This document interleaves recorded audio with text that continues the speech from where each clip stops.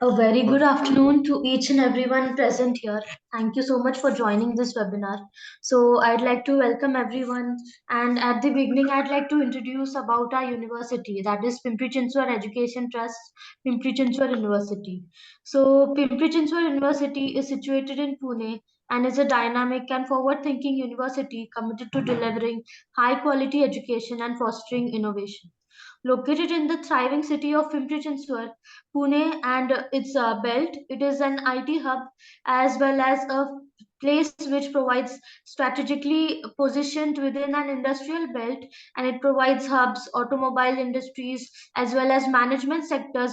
That is a thriving place for placements for many students. So we have 8 schools under this university, consisting of School of Pharmacy, School of Design, School of Management, School of Engineering and Technology, School of Diploma in Pharmacy, School of Diploma in Engineering, School of Sciences, School of Law, and School of Liberal Arts and Humanities. So the centralized placement cell has placed over 29,000 students at the PCET, and hope this continues at PCU also. So without further ado, I'd like to welcome our guest for today, Professor Dr. Rajeev Roychaudhari. He is a experienced academician with a industry experience also. He has a experience in management and consultancy. So he would be talking to us about time management and what is the essence behind it.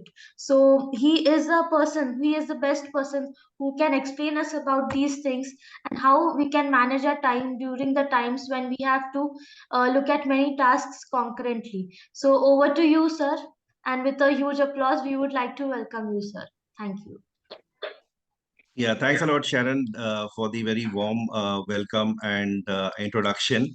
So, just to get started, once again, a very warm welcome to everyone who is present in this webinar and beyond, as we kind of, make it known to everyone over a period of time through our social media marketing channels. So basically, I'll just set the context right in terms of why exactly I chose this particular topic. So essentially, this topic is a topic which is on the general management note, and this topic typically it traverses across all strata of people, and especially the students as well as people who are working in the industry or working in the universities or institutes. So we all grapple with the aspect of time, and we always keep telling people that time is the most scarcest source which we are trying to capitalize upon. But I'm sure by the end of this webinar you'll be in a better position to comprehend that what exactly we are doing as far as the management of time is concerned, and whether management of time is a reality or it's more of a intangible, or it's notional. Yeah. So basically, it will really, throw open the channels in terms of understanding how time can be further, split in terms of tasks, in terms of activities, in terms of, the prioritization of the time, and how best we can, if not manage time or control time, make a planned effort to make it as optimized as possible. So I'll just share my screen. I have a small presentation which I would love to share with you all.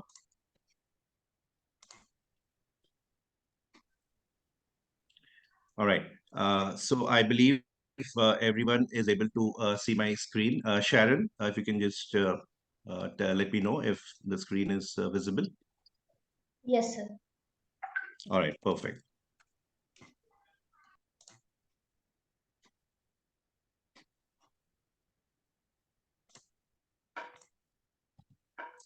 All right. So to start off with, I mean, this is the industry perspective as far as the time management is concerned. So many a times, what people believe regarding time management is actually a misnomer. So definitely, what they say is that you really can't manage time. You can only manage the events in your life which are connected with time, which are in relation to the time, and which we all see on a day-to-day basis. That exactly, it is not exactly about time management. It's all about the events that we are typically trying to control.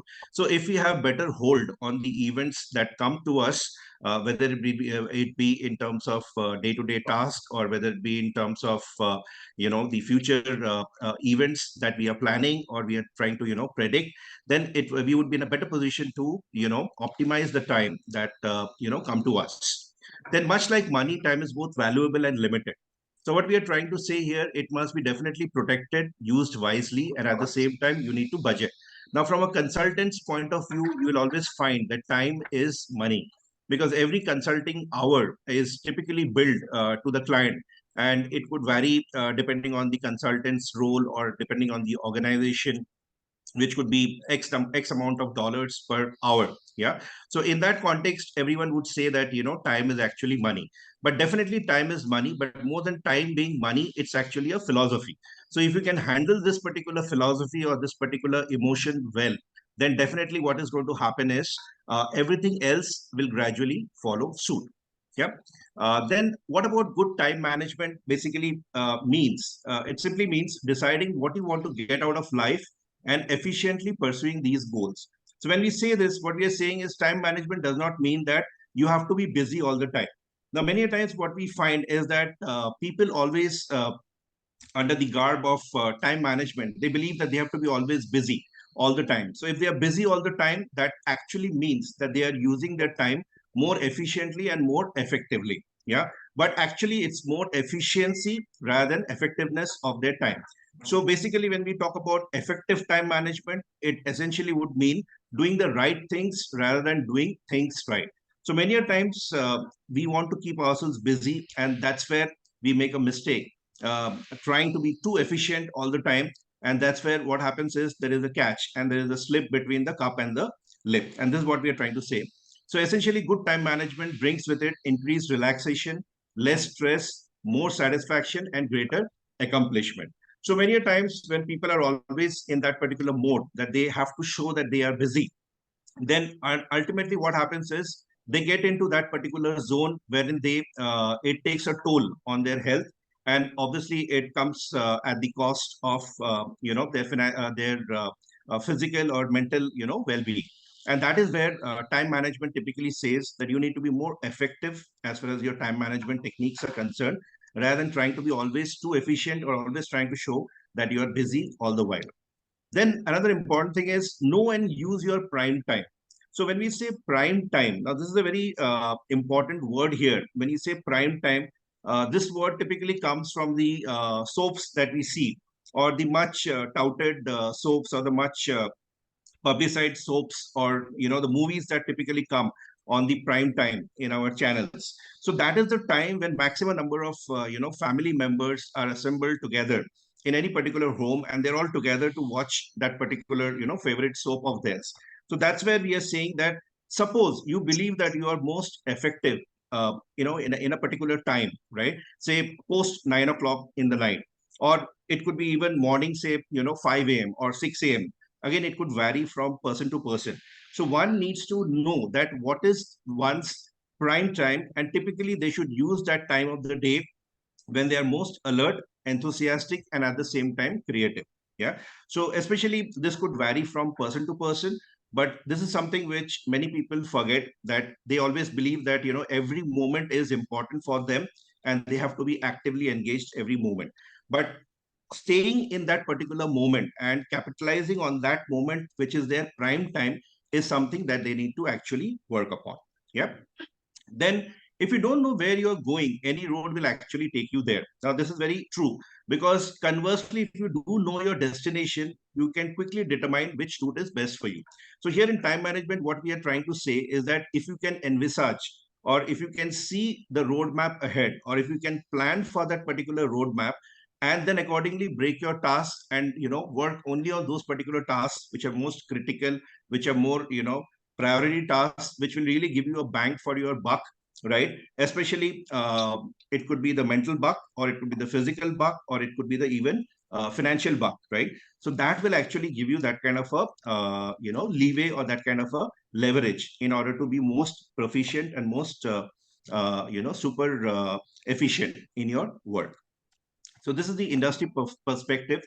Now there are some visuals. If you look here, what we are saying, I just bought a book on time management.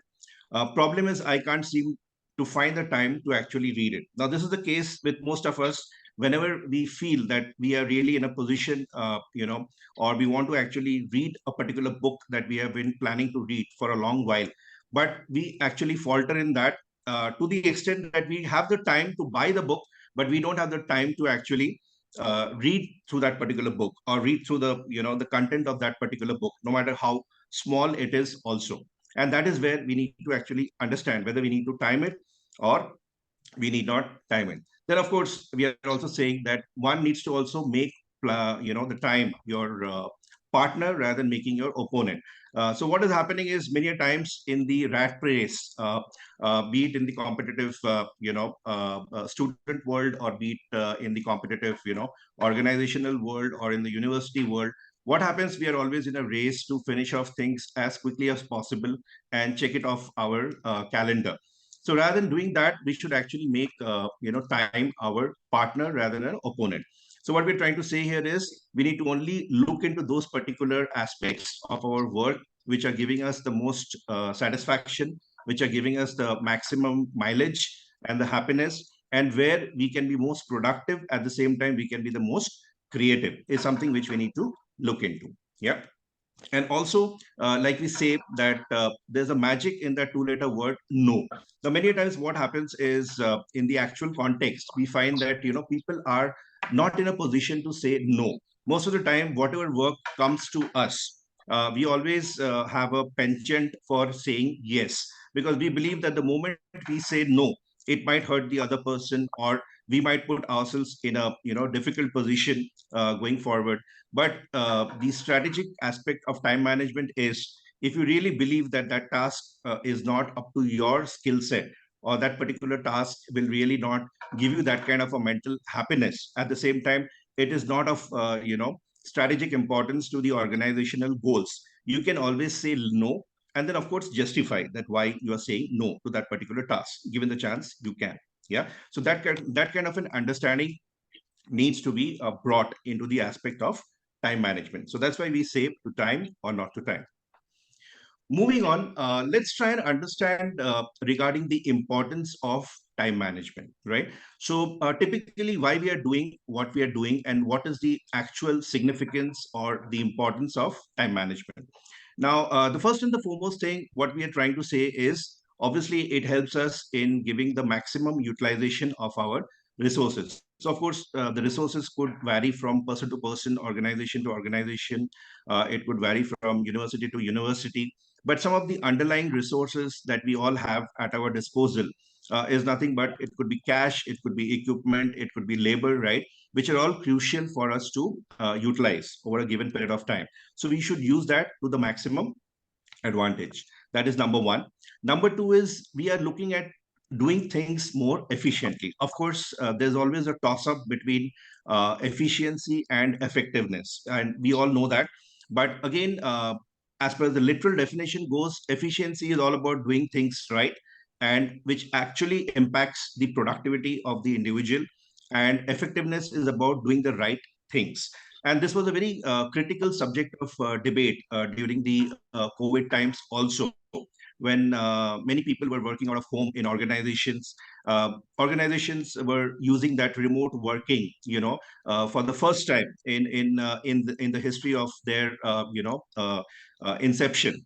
And typically, they were always struggling, especially HR and the domains. They were struggling to understand whether employees would be more efficient or more effective during this particular time period, when the physical interactions were very very limited. So there, what happened exactly was, people were saying, and the organizations were of the thought process that, or they had that particular school of thought, that if we are making people work from home, then definitely what will happen is, their productivity levels will definitely go up, because they'll be able to manage their time more efficiently.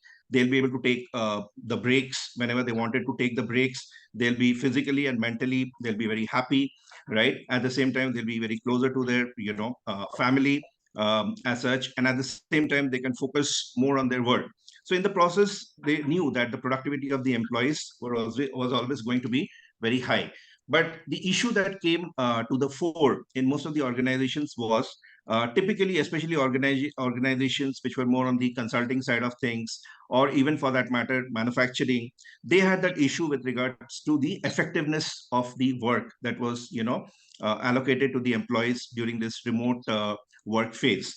And that effectiveness was nothing but the creativity of the employees.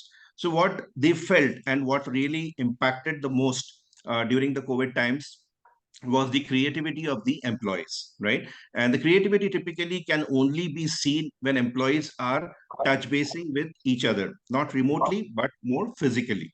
And that's what is again another importance of time management, to see that efficiency at the same time, the effectiveness of the work that is done also comes into the play. Now, with regards to decision making, typically we can also say that this decision making is also very important aspect in terms of time management. Now, if we can manage our time in a very efficient and effective manner, what will happen is that we'll be in a position to take decisions which are more logical, which are more rational, depending on the time that we are allocating to the tasks that require more importance, right? That require more of our presence, or of our time, basically, to give it a more of a self reflection. So that's what we are saying, that if we follow a balanced approach, rather than getting into the extreme part of it, that we need to take some decision immediately, or we need to take some decision which are important but we can procrastinate and we can defer it for a later point in time. So rather than doing that, if we take some decisions which are more balanced, that would really help in terms of managing of the time. Then, of course, we all know that typically the stress management part of it is also, uh,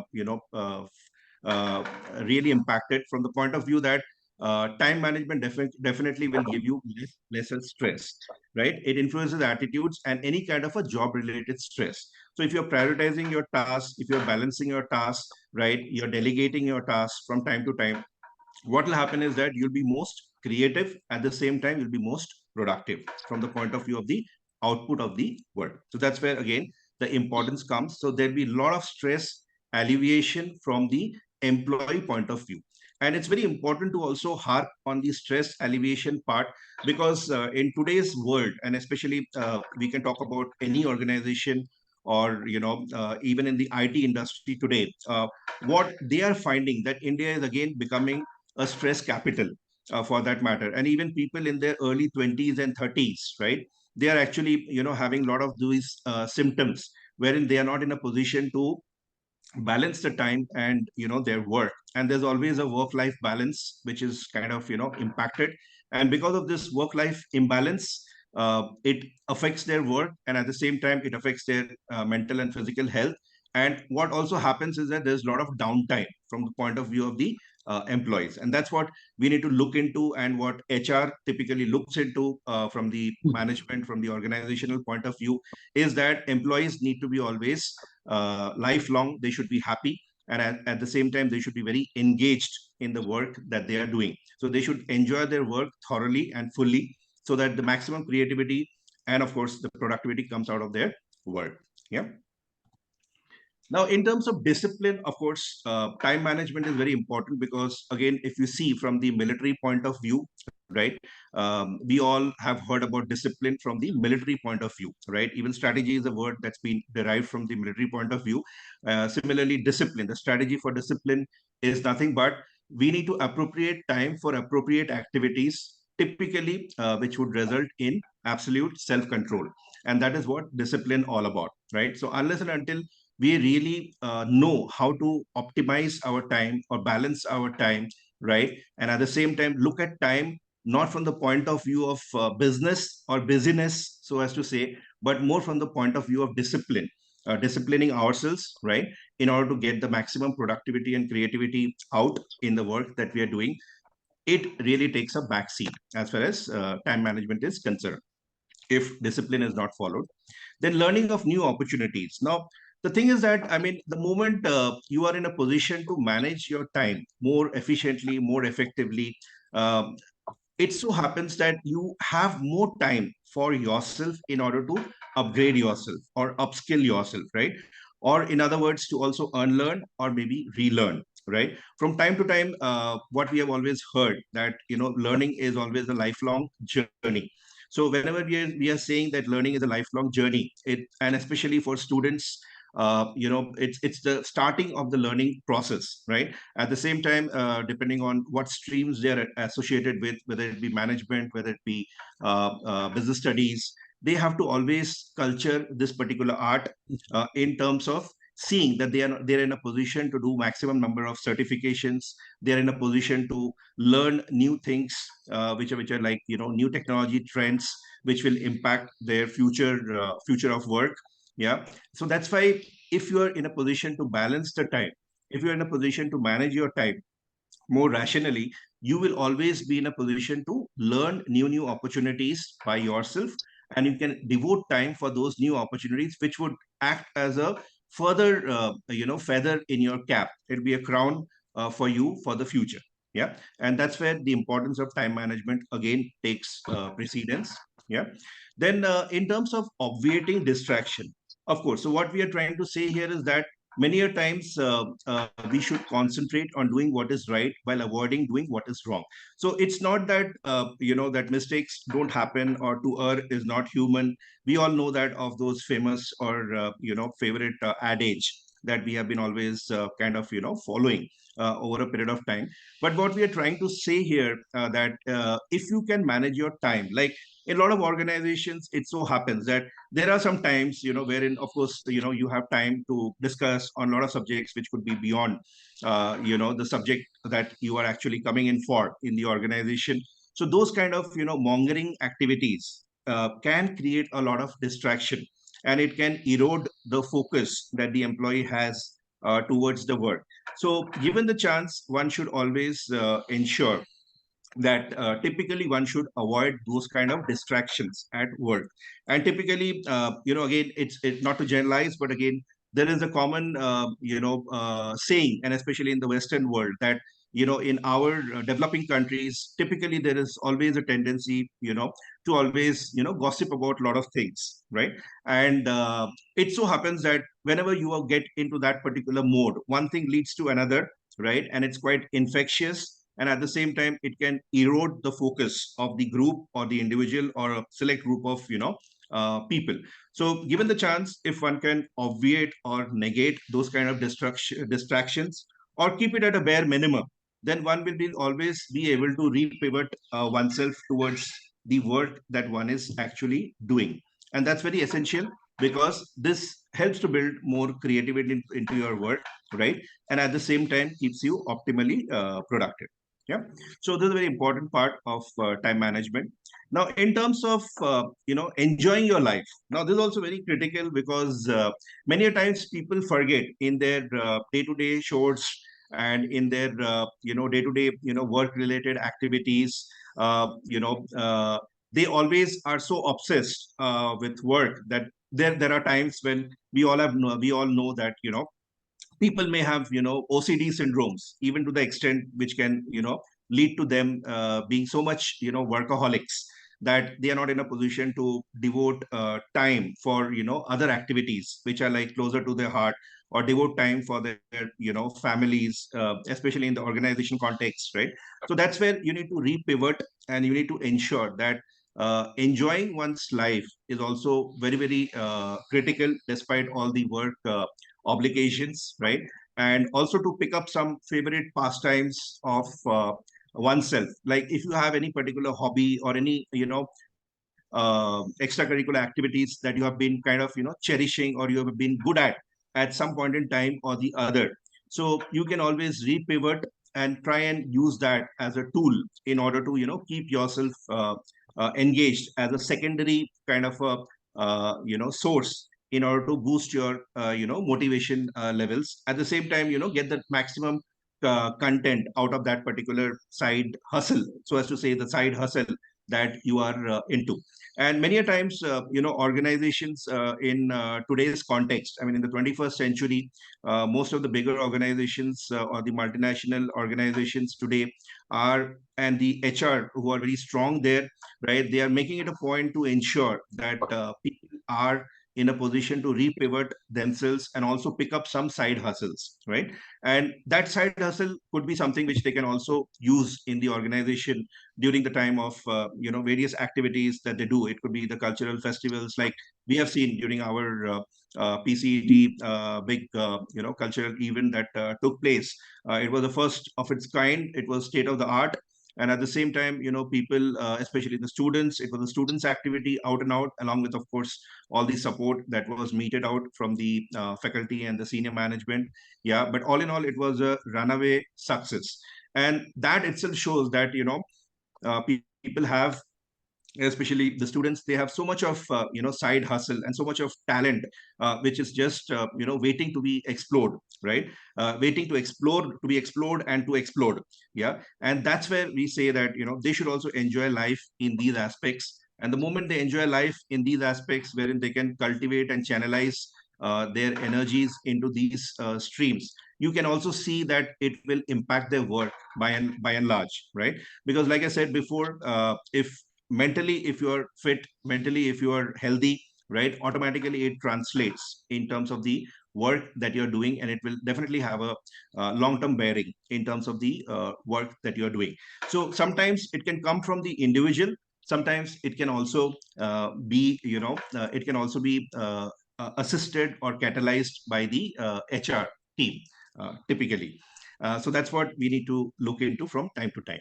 Now, in terms of spending time on what we desire, now this is very similar to the the enjoyment, what I said. Now, many people have pet dreams, right? So, and dreams are something which definitely many times they die a slow death. But given the chance, if you can dream, right, if you have a passion, right, you can definitely turn that passion into your purpose, right, and that purpose into your profession, right?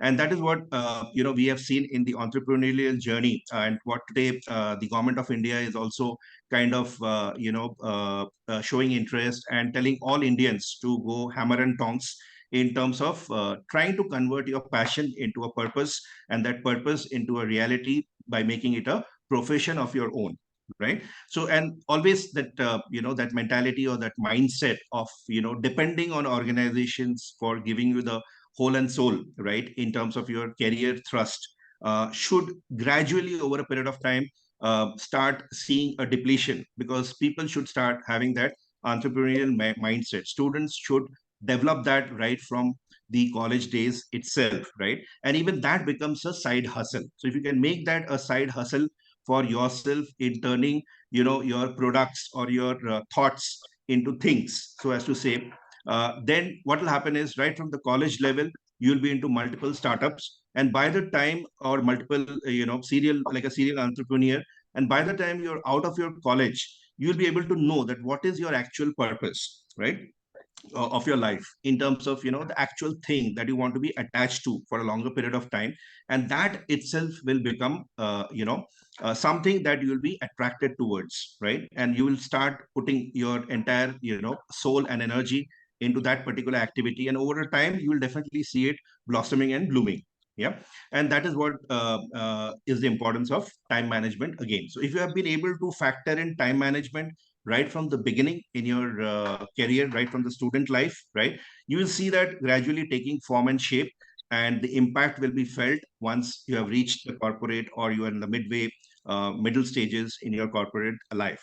So everyone's, like they say, the clock is different for everyone, right? Some people make it happen very early, some people make it happen very late, right? But definitely the potential is there in everyone, as long as they realize it, right, they nurture it, right, and allow it to blossom over a period of time, and of course cultivate it by putting in all their hard work and energies into that. It is definitely something wherein you can say that sky is not the limit. People say sky is the limit, But there is also a flip side to it. Many people say sky is not the limit, and we can see that sky is not the limit because we have seen people, going up to the moon, and now people are also trying to touch the sun, reach up to the sun. So I mean, the science and technology has taken a giant leap, right? It was a giant leap for mankind, several decades ago, but the giant leap for mankind is also happening now, and it is expected to keep on happening, like a spontaneous combustion process. The only thing is that we need the right kind of, the environment, and we need to always be self motivated, self charged, and keep time at the center of all things. Okay. Then of course, better planning and better forecasting. So if you're really factoring in good time, then you can always plan better, you can forecast better. Any kind of last minute surprises or disappointments, that can also be kind of eroded away, or it can kind of be negated if we are planning it in advance, if you're really factoring in the essence of time management. Now these were the important parts as far as time concerned. Now let us try and just flip it around and try to understand that how typically we can strategize for a better time management. Okay, so there are a lot of techniques which are there, but I'll just skim through those particular techniques. But like I said, more than anything else, we should not look at time in terms of controlling the time. We should not look at time in terms of managing the time. We should look at time more as an emotion, more as a philosophy, wherein we should only try and focus on being as creative as possible, being as productive as possible, at the same time trying to do things in our prime time which really give us that maximum satisfaction and happiness. And through that, what will happen is definitely time will get converted into money, and time will get converted into getting things done on time. Yeah, so that's the most important part one should always look into. So first and foremost thing what we are saying is know how to spend the time, right? So definitely these are some techniques you can use. Now many a times over a period of time, people do forget all these techniques because we are also addicted to our gadgets, and most of the times we are kind of, we love talking, right? What is happening is we tend to forget to keep a log of the time that we need to maintain, and it's very important. Now if you see in the consulting world today, I'm saying the consulting world because I've had experience, oodles of experience in the consulting world. Yeah, and I do see that most of the management consultants, they do have a lot of tools, right, which they always keep at their disposal in order to keep a time log, number one. Then of course what they're saying is you can span out your time, typically 15-minute intervals, right, for a week or two. That's good to have, right? Then also within that, you need to know what are your most time consuming tasks, and to determine whether you're investing in time in the most important activities. That will help you determine the course of action. Now we'll see in the next slide, like there is a matrix which really tells us like a toss up between urgency and importance, right? So we'll see in that. And having a good sense of time required for routine tasks can help you be more realistic in planning and estimating, right? So obviously you need to know that how to balance that time out. Now, if you see in terms of prioritization, this is also very important. So managing your time effectively, right, would require you to distinguish between what is important and what is urgent. So many a times we use both these words interchangeably, right? So we feel that what is urgent is also what is important, or what is important is also urgent, but that may not be the case every time, right? So there is a stark distinction between urgency and importance. So we'll see that in the next slide in the matrix, as to which was again designed by a famous person by the name of Eisenhower, right? It's called the time management matrix. And then of course focusing on the important activities will typically allow you to gain greater control over your time and may reduce the number of important tasks that become urgent. Now this is a very important part here. What we are saying is whenever you set priorities, always remember that more than the urgency, like what happens in the organizational context or in the student world, right? There could be some friends coming over to you, and they might be during the time of the examinations, and they might tell you that this particular thing is very urgent, I need your urgent attention on this particular matter, whenever they are doing, say, group study. Or in the organization, maybe a set of people from other departments may rush in and tell the consultant that we require this particular data at this point in time, and that too it's very super critical or it's super urgent. Yeah. So obviously what will happen is that there is always a pressure.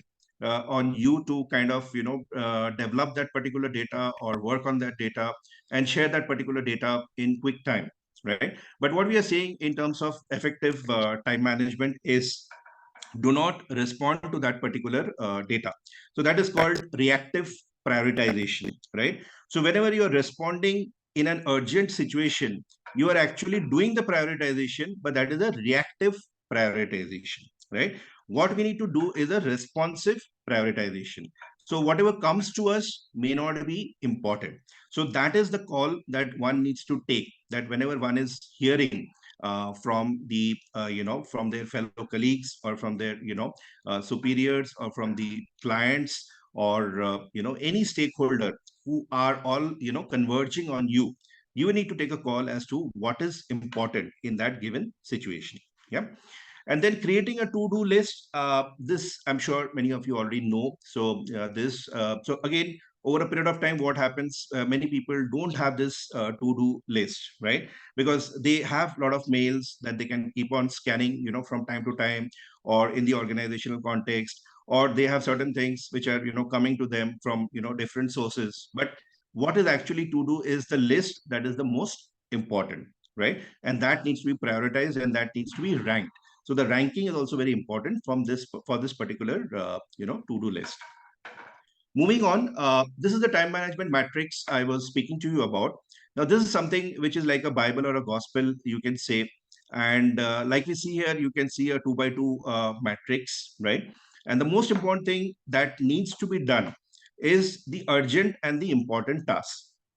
Yeah. And whenever it's an urgent and important task, what we are saying, do this task as soon as possible. Like suppose there is a client deadline, right? You have to submit a final report or an interim report, which is like scheduled on a particular date. Yeah. So obviously it's a no-brainer. You cannot really defer that particular task. You'll have to invariably submit that interim client report. Yeah. So it's both urgent, at the same time it's important. Now, obviously, picking up your child from school. So that's a personal task, right? It's obviously urgent. At the same time, it's very important because the time matters. Yeah. Now, suppose there is a leaking pipe, right? So some plumbing work is there. Yeah. Which could be anything. I mean, at any particular point in time, right? Which needs urgent attention. At the same time, it's important because it might have repercussions. So obviously, you need to also, do this particular activity. Yeah. Things that are not urgent, but they are important, that's where you need to take a call. So that's what we say as decide. Yeah. So here what we are saying is you can defer this task until all urgent and important tasks have been completed. It's like reading a book, going to the gym, or planning a family vacation. Yeah.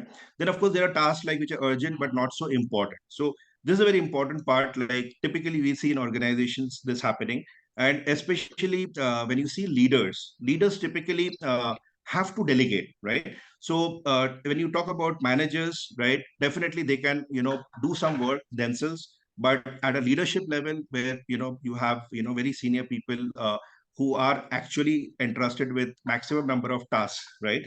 And they have to see that the teams perform, and the productivity and creativity levels of the team are at an all-time high, right, for a good period of time, right? And at the same time, the clients are coming in, and of course, the seeing dollars and showing dollars is always happening.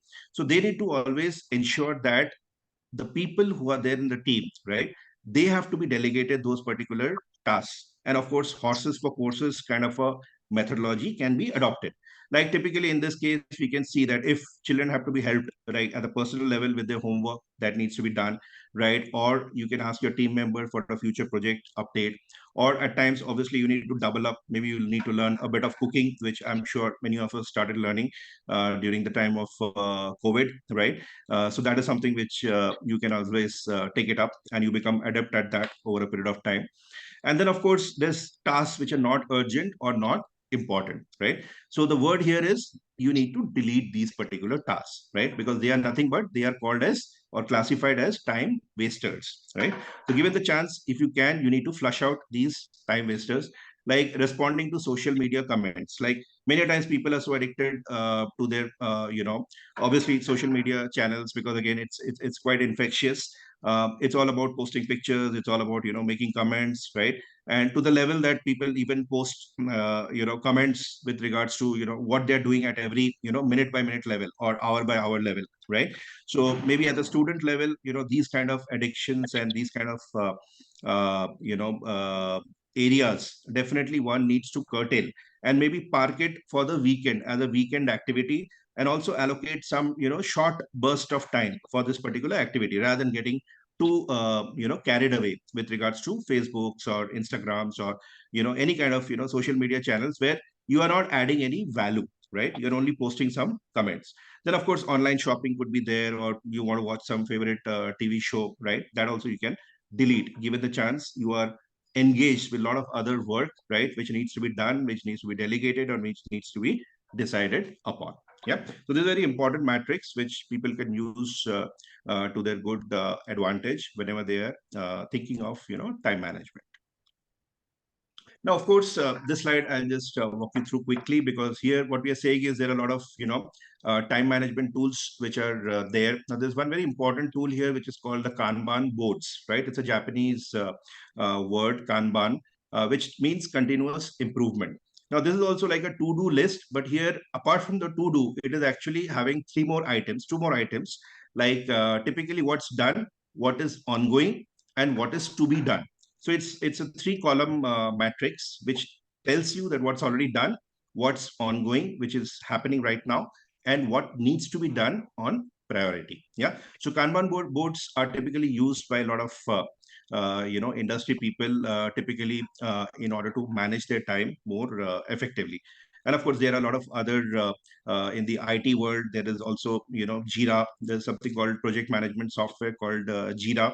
So Jira actually talks about user stories. Like every developer has got a Jira or a user story wherein they put across their details with regards to how that particular code has impacted the overall story of that particular code, right? And people start having sprint planning tools, or sprint planning, which is nothing but thinking about what that activity can impact in the overall course of the project.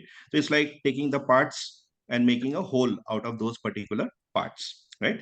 So like drops making the entire ocean. So that is something which you can use as a planning tool as far as Kanban is concerned. Then of course we are telling that one very important aspect is to get very organized. Given the chance, if you can, you need to see that your organization skills can be, of course, augmented further. Now there are this here there's one very important box which needs to be ticked off, which is saying that there are three boxes which you can put in the corner of a room, and you can label them as keep, giveaway, and toss.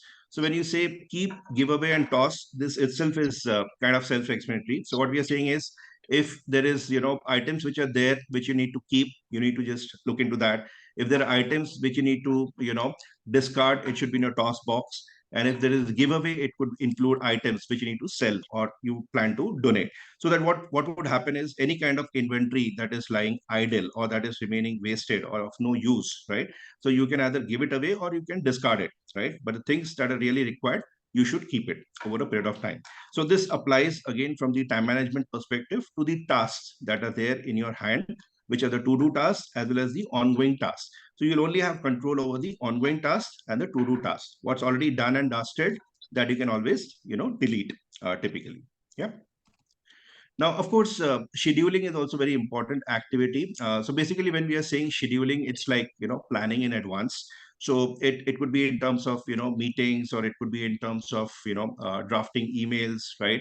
Or it could be in terms of planning, having a plan in place with regards to your weekly calendar, right? What are the different types of activities that you need to do in that particular week? And of course, budget in some particular time or some particular buffer time, wherein you can always manage time more effectively in terms of only responding to those particular mails, right, which are very important, right, and may not be urgent for the time being. So that is the activity as far as scheduling is concerned. Now delegation, we already discussed, right? Typically what we are saying here, delegate, right, it means just for everyone to understand, and I'm sure at the organization level many people do that, right? But in larger organizations, definitely this becomes a bone of contention, because ultimately the productivity and the creativity of the work depends on who the work is kind of entrusted upon. So many a times organizations do find it very challenging. Like say if it's an individual contributor kind of a role, then obviously there's no team that is there and the person is responsible to do the whole and soul of the work. But of course, if it's a work wherein there is a team that is there, but not every member in the team is very effective, or is not say in the organization for too long, right, and they do not know the tricks of the trade, or they do not know the work completely, then obviously you need to delegate based on the skill level. At the same time, of course, the will level of the people also. So there's always a toss up between skill versus will, right? So there are many people who have the skill but they don't have the will, or many people who don't have the skill but they have the will. But again, if the work is like very important, at the same time it needs to be kind of delivered in a short span of time, then you need to do a toss up with regards to whom you can delegate this work to, right? And especially at a leadership level, delegation becomes very, very critical. So that again, doing the things right the first time is also very important, because that also can help you in order to plan for other activities, rather than again redo that particular work, right? Just because there is some difference in terms of the communication, or some lacuna, or some transmission and distribution loss which is there, or there is an issue with regards to the skill or the will of the employees to whom it has been delegated. So this is also very important activity for time management in the larger organization, where say the teams are again geographically dispersed. Say the team is not only located in say Pune, but it is there in Bombay, it's there in Bangalore, it's there in Hyderabad, and of course the other global regions, which would be Europe, US, and any of the Asia Pacific countries, and Middle East as well. So that's where the time management becomes super critical in terms of delegating the right work to the right people, so that they can do the right things at the right point in time, without too much of distraction, or without too much of wastage, right? And ultimately bringing out the best in terms of the outputs. Now, another important aspect is the procrastination part. Now, I'm sure many of you have heard this, but for people who haven't, typically procrastination is a word which means you're deferring your task for a latter date and time. Now, you might actually feel that this is a very, it's a word which actually means that, on the contrary, that, I really cannot procrastinate. I need to get the job done fast. I cannot defer it, right? But here, there is a flip side to it. As per the actual laws of time management, and as stated by the pundits, it says that you should always eat your frog, that is the big frog today, right? Again, it's a metaphor. It's not about eating frogs, but it's a metaphor which actually means that if there is a difficult task in hand, try and do the difficult task first, right? Rather than deferring that particular task at a later point in time, because this is going to be the task which will be a bone of contention for you, and it might actually erode your maximum time of the project at a later point in time. So given the chance, if you can, just try to get on with that task as quickly as possible, right? Now also there is another technique called the snowballing technique, which means like you can break your time into smaller segments. This is also called a pomodoro technique, which is a Italian word for tomato, actually the size of a tomato, right? And it was developed by a person called Francisco Cirillo, right, who actually said that one can do 25-minute pomodoros, which are nothing but pomodoros means the time activities, right? After that, they can take a break, right, for say 5-10 minutes, and again get back to work, right? So in this way, what happens is that you have full control over the activities that you have broken up in the 25-minute interval cycles. So whenever you have these 25-minute pomodoros, the Italian word pomodoro, right? Then what will happen is your productivity will definitely get enhanced over a period of time, and you will be only focusing on those activities which are most difficult and most important at the same time, which will help the project be on time rather than being into an overrun kind of a mode. Then, of course, managing time wasters, which we discussed earlier. Typically, we are saying that there's also, a lot of areas wherein you can also have stand-up meeting. Like in the IT world, typically people also have stand-up meeting. So it actually means that not exactly standing up, but whenever say a client comes or somebody comes, you can have a just a stand-up meeting, which could be very short, rather than always sitting and then making presentations, or making time charts, or making the flow, the project flows to be explained to everyone in the team, right? So keeping it very short, at the same time very effective. So that is something which can be done. Then, of course, another important thing is that we always think that multitasking is good. But here's the catch. Some psychological studies have actually shown that multitasking really does not save time. On the contrary, it's saying that you lose time when switching from one task to another, and resulting in a ultimate loss of productivity. So, given the chance, we have always been under the notion that multitasking is good, but the time management pundits always say that multitasking, may lead to difficulty in the concentration, right, and focus levels of employees, right. So it leads to a lot of attention deficit.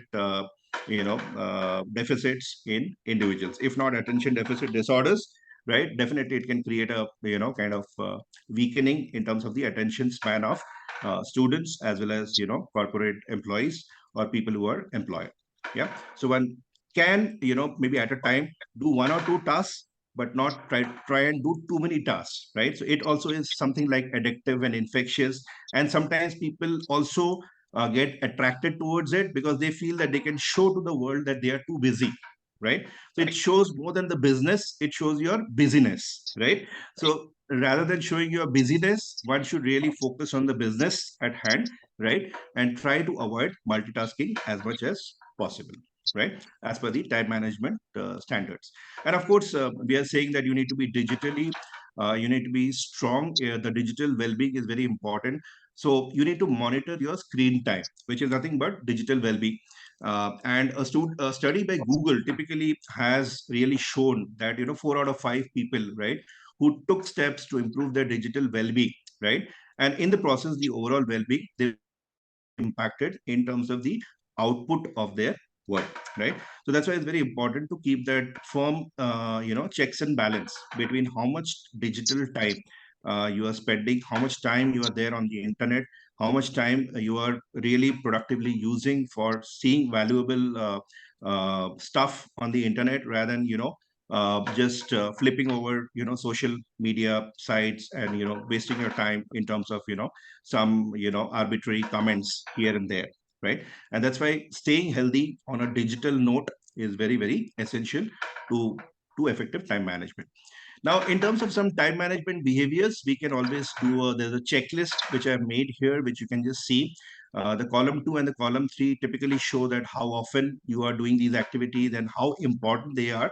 A product of the two will give you a score. So any score which is more than 5 would suggest that you really value your time management practice and you do it diligently and very frequently, right?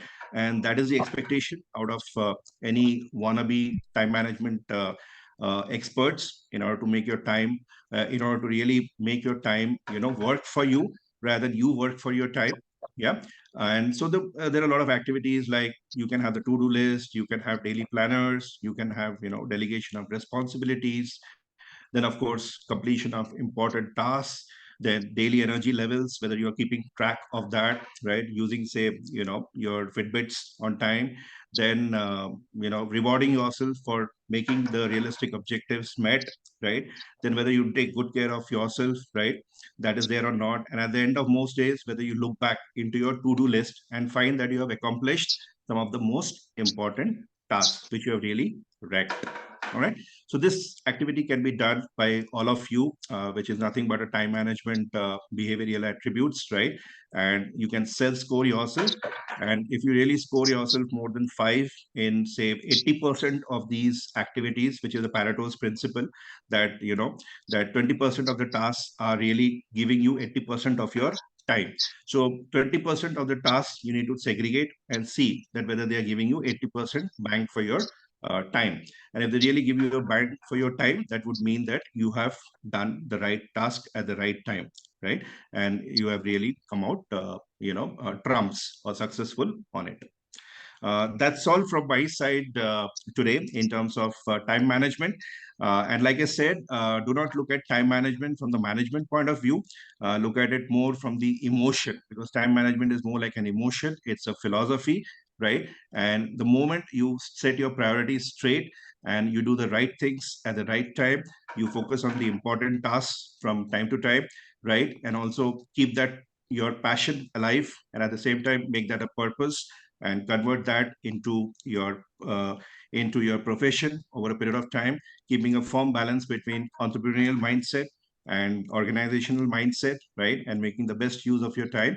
That would really give you more time on which you can really work on multiple other things. So that's all from my side. I hope I could communicate and convey the message, and do feel free to consult me in person in case you need more details on this subject. Thank you all so much. Any questions, do feel free to ask.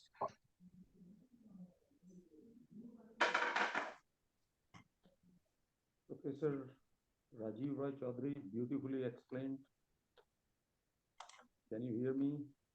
Yes, yes, I can hear you, sir. Thank you so much, Rajiv sir, for your wonderful time and wonderful session explaining us about the details and technicalities of time management and its essence. So I would like to ask if anybody has any questions, you can mention them in the chat box. So we'll be answering them.